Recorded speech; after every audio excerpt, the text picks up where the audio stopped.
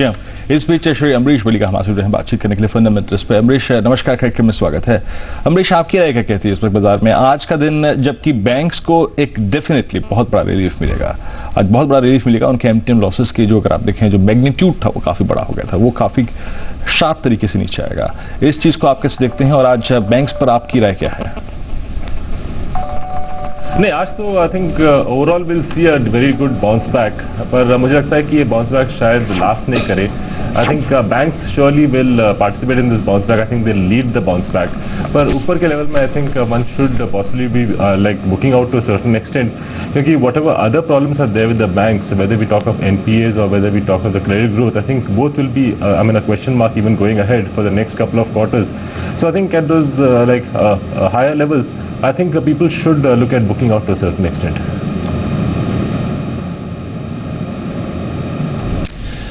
जी अमरीश, जैसे आपने कहा कि हाई लेवल्स पे प्रॉफिट टेकिंग होनी चाहिए।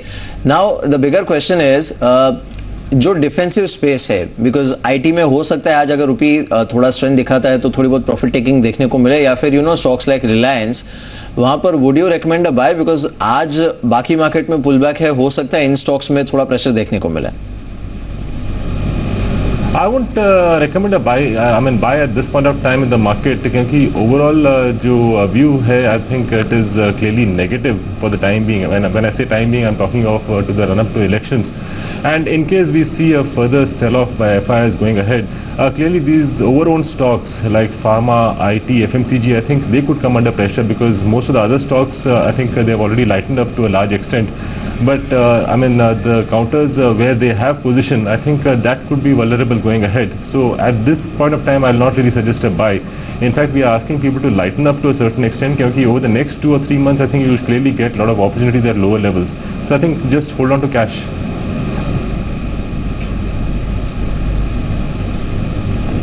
ऑलराइट, आज के लिए कोई और पिक्स हैं आपकी राकेश, जहां पर स्पेशली मिड कैप में आप फ्रेश बाय इनिशिएट कर रहे हो?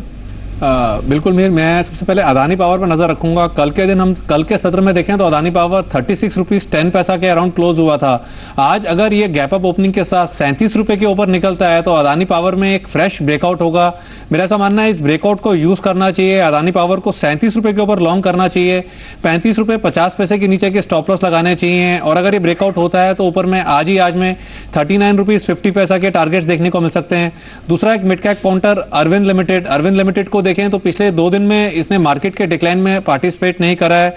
कल 72 रुपए 35 पैसे के अराउंड क्लोज हुआ है, 73 रुपए 50 पैसे इसका एक ब्रेकआउट लेवल है। मेरा ऐसा मानना है कि आज के ओपनिंग सत्र में अगर ये 73 रुपए 50 पैसे के ऊपर एक ब्रेकआउट लेता है तो इस काउंटर को लॉन्ग करना चाहिए, 71 रुपए के नीचे के स्टॉप लॉस लगाने चाहिए। ऊपर में देखें तो 77 रुपीज के टारगेट अरविंद लिमिटेड आज में दिखा सकता है। जी अविनाश, आपके पिक्स क्या होंगे आज के लिए? आई थिंक लार्ज कैप में मैं एक्सिस बैंक और आईसीआईसीआई बैंक्स पे फोकस करूंगा। इनफैक्ट क्लियरली आई थिंक जिस प्रकार का माहौल अभी बैंकिंग सेक्टर के लिए है, I think at least in the short term momentum play करने के लिए ये दोनों लार्ज कैप काउंटर्स में डेफिनेटली एक बाय की अपॉर्चुनिटी है।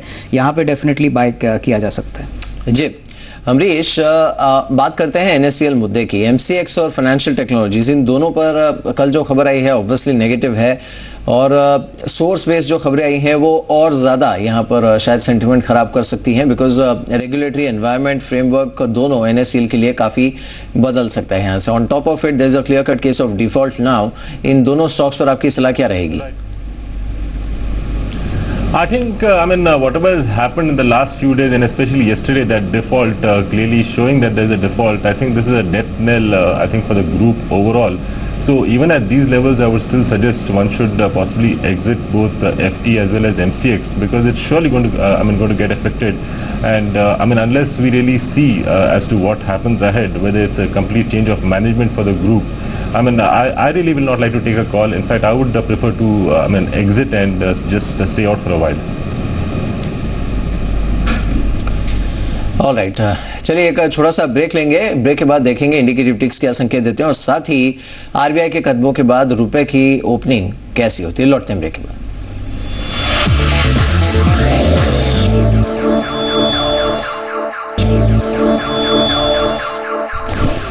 ब्रेक के बाद से बाजार में आप सभी का फिर से स्वागत है और इन्हीं की टिप्स कुछ ही देर में आने वाले हैं और साथ ही साथ रुपया जिस पर रहेगी कल सबकी नजर। और कल एक काफी स्ट्रॉन्ग पुल बैक अगर आप देखें सत्र के अंतिम छोर में रुपये ने दिया था, लेकिन अब करीब 60 अंक ऊपर एसजीएक्स निफ्टी है और रुपया और कुछ ही देर में आप देखें टिप्स आने शुरू हो जाएंगे।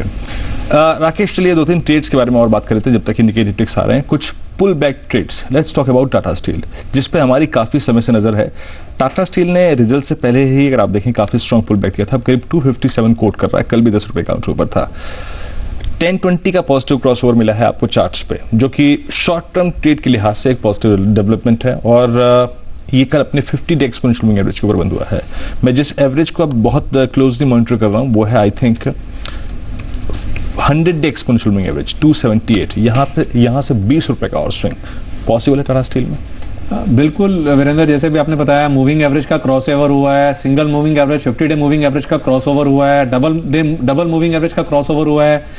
इसमें बिल्कुल एक अच्छा स्विंग 20 रुपए का स्विंग मिल सकता है। ऊपर में 275 के जो लेवल्स हैं स्तर अगले 1 या 2 दिन में देखने को मिल सकते हैं। जो इंट्राडे पोजीशन लेना चाहते हो टाटा स्टील के अंदर 275 के टारगेट के लिए वो 248 के नीचे के स्टॉप लॉस लगाएं। जो 2-3 दिन का व्यू बनाना चाहते हैं वो 240 के नीचे के स्टॉप लॉस लगाएं। निश्चित तौर पर हम देखें तो मेटल स्पेस ने कल भी एक आउट परफॉर्मेंस दिखाई थी और टाटा स्टील में ये आउट परफॉर्मेंस आज या कल के सत्र में देखने को मिल सकती है।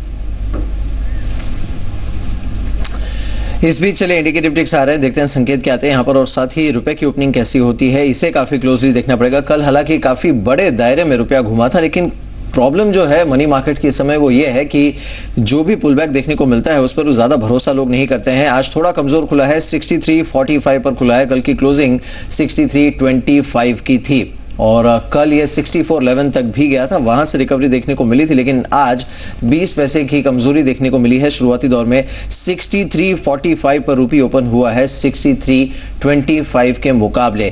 कल जो कदम आरबीआई की तरफ से उठाए गए हैं उसके बाद अगर आप उम्मीद कर रहे थे कि बड़ा पुल बैक आज भी कंटिन्यू करेगा करेंसी पर, तो एटलीस्ट इस समय ऐसा नहीं हुआ है और जो ओपनिंग है वो 63.45 के आसपास होते हुए अगर हम बाकी इंडाइसिस को देखें, इंडिकेटिव टिक्स में संकेत यही बन रहे हैं। 184.2% सेंसेक्स है, एक अच्छी बढ़त की उम्मीद की जा सकती है और जो कल के लो से पुल बैक देखने को मिला था वो कंटिन्यू कर सकता है। 5479 पर निफ्टी है इस समय, यानी करीब 70-80 अंकों की बढ़त शुरुआती दौर में यहां पर देखने को मिल सकती है। अमरीश, जो टिक्स हैं वो तो ऑब्वियसली इंडिकेट कर रहे हैं कि मजबूत शुरुआत होगी। द बिगर क्वेश्चन इज आज के दिन में इंट्राडे ये कितनी एक्सटेंड हो सकती है, बिकॉज जो बाकी एशियन क्यूज हैं वो बहुत ज़्यादा सपोर्टिव नहीं है और यूरोप की ओपनिंग भी शायद इसी तरह की होगी, थोड़ी सुस्त। जितना लगता है मुझे लगता नहीं कि it will sustain for too long. I mean even if it's like sustains the whole day today, I mean I would be too glad because it will actually give us a decent opportunity to exit at those higher levels. तो इसलिए मुझे लगता है कि I mean closer to this 5480 5500 levels I think one should lighten up to a certain extent and don't take a chance to I mean waiting till tomorrow. चलिए कुछ और trades की बात करते हैं। डीएलएफ 153.90 पे कल क्लोज हुआ, 4.5 रुपए काउंटर ऊपर था, फीसदी के लिहाज से 3% ऊपर। आपसे कुछ देर पहले जब मैं टाटा स्टील की बात कर रहा था तो उस वक्त जहन में मेरे डीएलएफ भी था, क्योंकि यहाँ पर भी जो पुल बैक है उसमें जो लॉन्ग ट्रेडर्स हैं उसका कमिटमेंट जो है वो बहुत स्ट्रॉन्ग लगता है। राकेश, जरा आप एक चीज़ तो ये देखिएगा कि 5 अगस्त के बाद से लेकर अब तक के इसके वॉल्यूम्स को देखिए versus volumes during the falls, आप कंपेयर करिए इस चार्ट को। आप इसको जुलाई के प्राइस परफॉर्मेंस से और वॉल्यूम परफॉर्मेंस से कंपेयर करिए और मिड अगस्त से लेकर अब तक के प्राइस परफॉर्मेंस को और प्राइस परफॉर्मेंस को और वॉल्यूम परफॉर्मेंस को कंपेयर करिए। लगता है आपको कि यहाँ से काफ़ी अच्छा खासा ट्रेड डीएलएफ में भी बनता है? बिल्कुल वीरेंद्र, मेरा ऐसा मानना है कि डीएलएफ में काफी अच्छा ट्रेड बनता है। अगर आप देखें तो निफ्टी जहां पिछले 2-3 दिनों में नए लोज लगा रहा था, डीएलएफ एक इंडेक्स का काउंटर है जिसने बिल्कुल नए लोज की तरफ नहीं गया है और स्टॉक में देखें तो अच्छी वॉल्यूम्स के साथ अगर हम देखें, जैसा भी आपने भी बताया 120 के स्तरों से एक अच्छी वॉल्यूम्स के साथ एक अच्छी रैली देखने को मिली है। मेरा ऐसा मानना है डीएलएफ एक अच्छा लॉन्ग बनता है इन स्तरों पर, एक बड़ा डिसेंट स्टॉप लॉस है 145 के स्तरों पे स्टॉप लॉस लगाना चाहिए।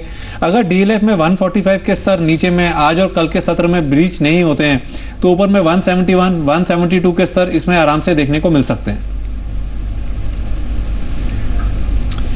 जी चलिए, जिस तरह के संकेत हैं इंडिकेटिव टिक्स जिस तरह के हैं, अब 22 पॉइंट ऊपर है निफ्टी में 54.24 के आसपास का लेवल यहाँ पर देखने को मिल रहा है। सेंसेक्स में हालांकि बढ़त बरकरार है। आज के लिए आपकी ट्रेडिंग स्ट्रेटेजी क्या रहेगी अविनाश?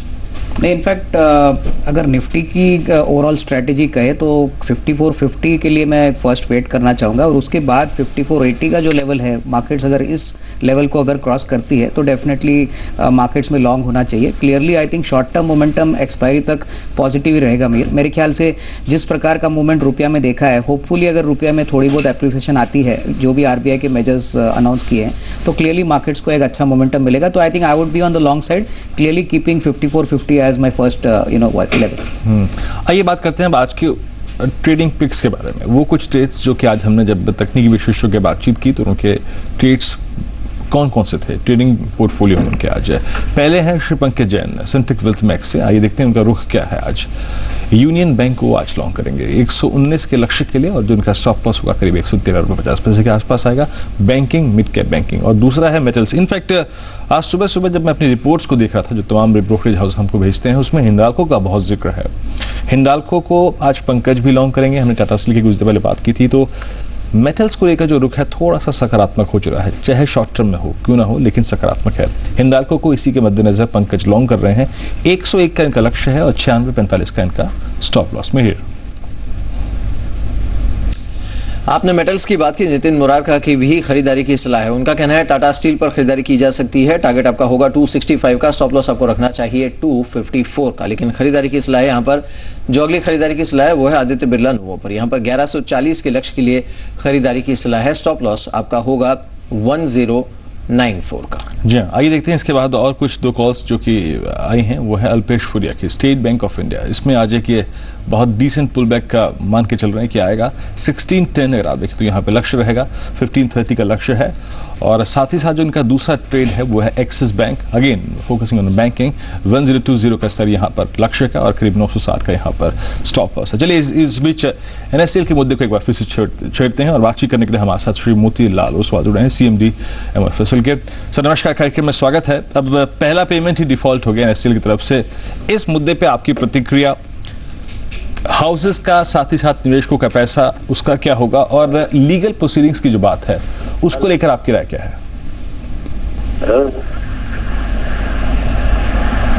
मोतीलाल जी सुन पा रहे हैं आप मेरे को? मोतीलाल जी अगर आप मेरे को सुन पा रहे हैं तो प्लीज रिस्पॉन्ड कीजिए। आई थिंक संपर्क हमारा उनसे टूट गया, उनसे दोबारा हम संपर्क साधने की कोशिश करेंगे। अब तक 6 कॉल्स देखिए हमने। जरा राकेश बहुत संक्षेप में बताइएगा, बाटा पे मैं क्या देख रहा हूँ कि इसने कल 2 क्रिटिकल एवरेजेस पे बहुत स्ट्रॉन्ग सपोर्ट लिया। वो थे इसके 100 और 200 एक्सपोनेंशियल मूविंग एवरेज, जहाँ पर ये जाके टिका है। हालांकि उसको वॉलेट कर दिया, लेकिन लग रहा है कि शायद उस रेंज को डिसाइसिवली ब्रीच नहीं करेगा। 825, 830 और 835, क्या कोई पुल बैक ट्रेड इस ओवरसोल्ड स्ट्रक्चर पर पॉसिबल है? बिल्कुल वीरेंद्र, एक सपोर्ट ले सकता है। अगर हम देखें जैसे भी आपने बताया 825, 830, लेकिन अगर आप टेक्निकली एग्जैक्ट लेवल्स को देखें तो 827 के स्तरों को इस स्टॉक ने बिल्कुल ब्रीच नहीं करा है। और अगर ये लेवल्स नीचे में नहीं टूटते हैं, जैसे कल के अगर हम लोज देखें तो 832 के स्टॉक ने लोज लगाए थे। अगर कोई पुल बैक आता है तो ऊपर में देखें तो अच्छी रैली बन सकती है। ऊपर में 890, 895 के स्तर इस स्टॉक के अंदर देखने को मिल सकते हैं। अगर कोई बाटा में पुल बैक ट्रेड लेना चाहता हो तो मेरा ऐसा मानना है 830 का एक स्टॉप लॉस लगाना चाहिए। ऊपर में 888, 890 का टारगेट रखना चाहिए आज के लिए। बिल्कुल, चलिए हमारे साथ अब मोतीलाल ओसवाल जी जुड़े हैं, उनसे बात करते हैं। मोतीलाल जी मॉर्निंग टू, शुक्रिया इस बातचीत में शामिल होने के लिए।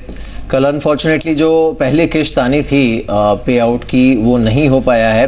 There are lot of rumours going around right now कि शायद हो सकता है NACL का कंट्रोल सरकार अपने हाथ में ले लें। खैर वो सारी अलग चीज़ें हैं, बट क्योंकि आपका भी बकाया है, इस समय ऑप्शन क्या है आपके सामने और क्या ऑप्शंस आप कंटेम्पलेट कर रहे हैं? क्योंकि कई वॉइसेस हमने सुने हैं, किरीट सोमैया साहब से भी हमने बात की, उनका ये कहना है कि क्रिमिनल केस भी फाइल किया जाएगा NACL के खिलाफ। What are the options in front of you now?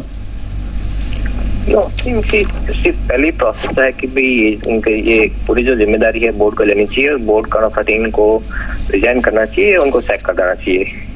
Just एक CEO है, आई थिंक CEO बोर्ड के अंदर में काम करता है, रिस्क मैनेजमेंट प्रोसेस है, प्लान सब बोर्ड के अंदर में होता है। तो मुझे लगता है कि गवर्नेंस फेलियर है और बोर्ड की पूरी जिम्मेदारी है और बोर्ड को सैक करके आई थिंक नई इंडिपेंडेंट कमेटी के अंदर में FMC I think ministry of corporate affairs को नई लाके आई थिंक लोगों को विश्वास दिलाना पड़ता है, क्योंकि ये सवाल है लोगों के विश्वास का। एक्सचेंज मैकेनिज्म में लोगों के विश्वास है, इन्वेस्टमेंट में है, तो मुझे लगता है कि काफी एक बहुत बड़ा प्रॉब्लम है ये जो एक्शन हुआ है, थोड़ी टीम को जो हटाया है, बहुत छोटा सा एक्शन है, बहुत पहले बुलाना चाहिए था। मुझे लगता है कि ये प्रॉब्लम मास्टरमाइंड कोई और है और इनको स्केपगोट बनाया गया है।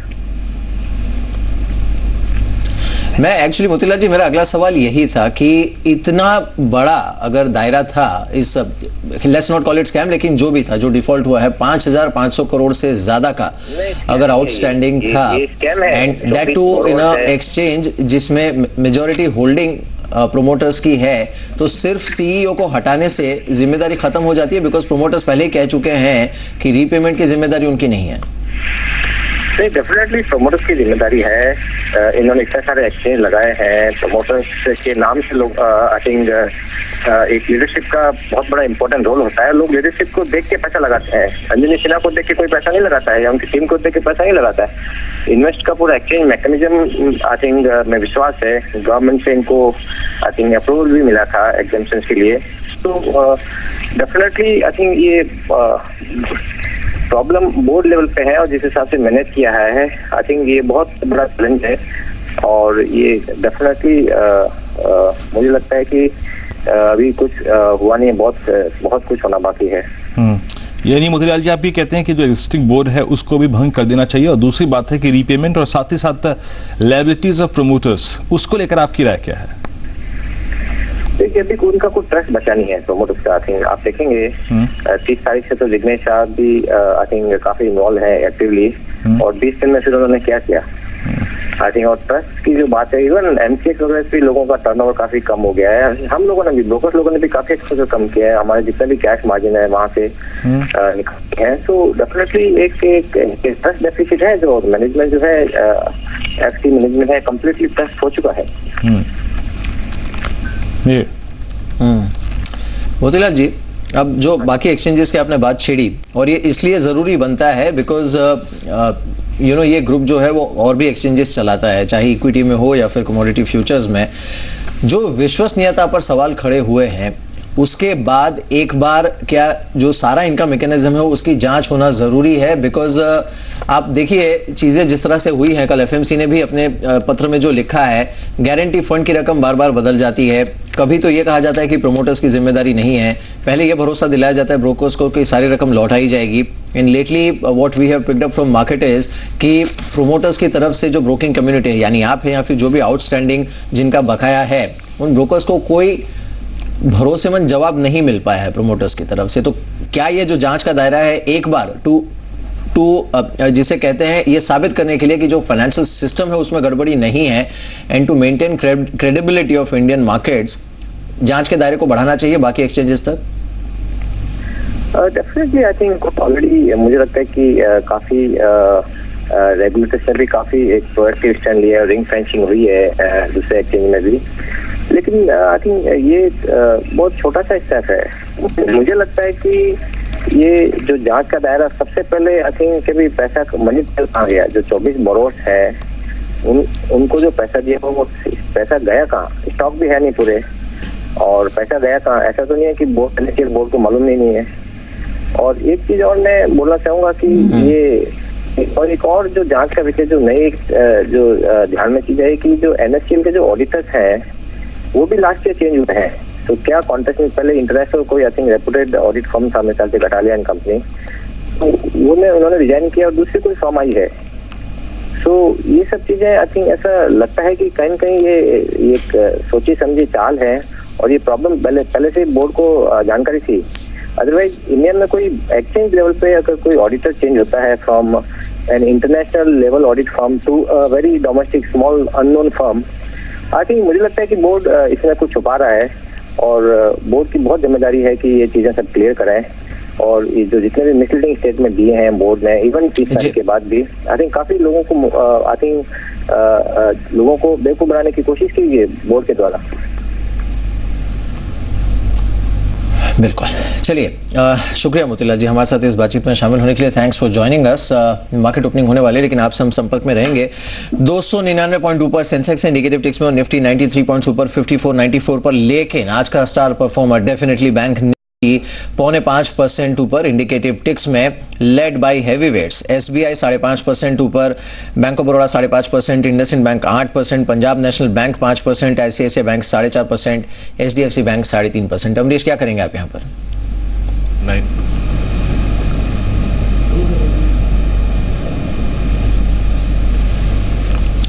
अमरीश, बैंक निफ्टी में और बैंकिंग स्टॉक्स में काफी अच्छी स्ट्रेंथ है, क्या करेंगे आप यहाँ पर?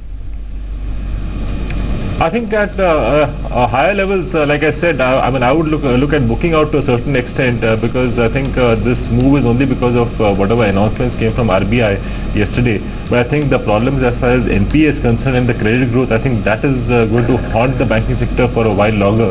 At least the next 2 or 3 quarters, the way I see it is. So I think at these higher levels, it is best to book out to a certain extent. चलिए, बाजार खुलने वाला है और आज डेफिनेटली एक अच्छी ओपनिंग एशिया से विपरीत चाल भारतीय बाजार दिखा रहे हैं आज, और उम्मीद करते हैं कि हायर लेवल्स पे सस्टेन भी कर जाए। लेकिन आरबीआई ने कल जो यू टर्न के संकेत दिए हैं वो डेफिनेटली काफी पॉजिटिवली बैंकिंग सिस्टम पर प्ले आउट होते हुए बस अब यहाँ पर होल्ड अगर कर जाता है तो ये एक अच्छा संकेत बनेगा। 9652 पर बैंक निफ्टी है 0.5% ऊपर, और निफ्टी 5494 पर यानी 0.25% की बढ़त यहाँ पर भी इंडिकेटिव टिक्स में देखने को मिली है। आईटी एज एक्सपेक्टेड आज थोड़ा कमजोर है, रुपए में भी एक तो कल से थोड़ी स्ट्रेंथ देखने को मिली है। शुरुआती दौर में 296 पॉइंट ऊपर सेंसेक्स खुला है और निफ्टी 98 पॉइंट्स ऊपर 5500 के लेवल पर, निफ्टी सीधा 99 पॉइंट्स ऊपर इस समय 5500 के लेवल को इसने शुरुआती दौर में हिट किया है। सेंसेक्स 301 पॉइंट ऊपर 18,544 का लेवल यहाँ पर देखने को मिल रहा है, और बैंक निफ्टी 5.5% ऊपर 9732 का लेवल यहाँ पर देखने को मिल रहा है, यानी 5.5% से ज़्यादा की मजबूती इस समय यहाँ पर देखने को मिली है। अब देख लेते हैं आज बढ़त वाले स्टॉक्स में बैंकिंग स्टॉक्स का क्या हाल है। इंडसइंड बैंक 10% ऊपर है, पंजाब नेशनल बैंक 8% ऊपर, बैंक ऑफ बड़ौदा 8% ऊपर, एक्सिस बैंक 7%, एसबीआई 6% ऊपर, HDFC bank, IDFC, ICICI bank, Kotak Mahindra bank, ये सारे काउंटर्स काफ़ी अच्छी मजबूती के साथ। बैंक निफ्टी अब 6% ऊपर है, 9758 का लेवल यहाँ पर देखने को मिल रहा है, और सेंसेक्स 241 पॉइंट ऊपर, निफ्टी में 5482 का लेवल है, 81 पॉइंट्स ऊपर ये काउंटर इस समय काम कर रहे हैं। बाकी जो गेनर्स हैं जहाँ पर अच्छी मजबूती देखने को मिली है, इसमें डीएलएफ 3.25% ऊपर है, एचडीएफसी 3% ऊपर, बीएचईएल 3% ऊपर, रिलायंस इंफ्रा 0.3% ऊपर, L&T, M&M, Hindalco, Bajaj auto, Tata motors, Lupin, Tata steel, Maruti Suzuki, Asian paints, Tata power, Ranbaxy, ONGC, Hero MotoCorp, ये सारे काउंटर्स बढ़त में। हिंदुस्तान यूनिलीवर 0.5% ऊपर है, रिलायंस नेगेटिव है, 823 का लेवल यहाँ पर फिलहाल देखने को मिल रहा है, 1/4% की गिरावट इस समय यहाँ पर देखने को मिली है। एक नजर डाल लेते हैं एमसीएक्स और फाइनेंशियल टेक्नोलॉजीज के काउंटर पर। कल जो खबर आई है वो डेफिनेटली अच्छा संकेत नहीं देती है इन दोनों ही स्टॉक्स पर, और एमसीएक्स हालांकि बढ़त में है, 280 का लेवल यहाँ पर है, लेकिन फाइनेंशियल टेक्नोलॉजीज 118 के आसपास हेवी सेल ऑफ शुरुआती दौर में यहाँ पर देखने को मिला है। अमरीश, आखिरी सवाल आपसे, क्या करेंगे शुरुआत पर आप? शुरुआत पे, I mean, like I said earlier before the opening, that I would surely utilize this opportunity to exit to a certain extent, and clearly I don't see the markets going beyond that 5550, 5600 levels. So I think this is a great level to book out, and in case we see 5600 levels, I think one should exit more. Amrish, बहुत बहुत शुक्रिया आप इस कार्यक्रम में शामिल हुए, सभी इंडस्ट्रीज पर विषय रुपये अपनी ला रखे, आपने बहुत बहुत शुक्रिया। मिड कैप्स में अगर आप देखें आज काफी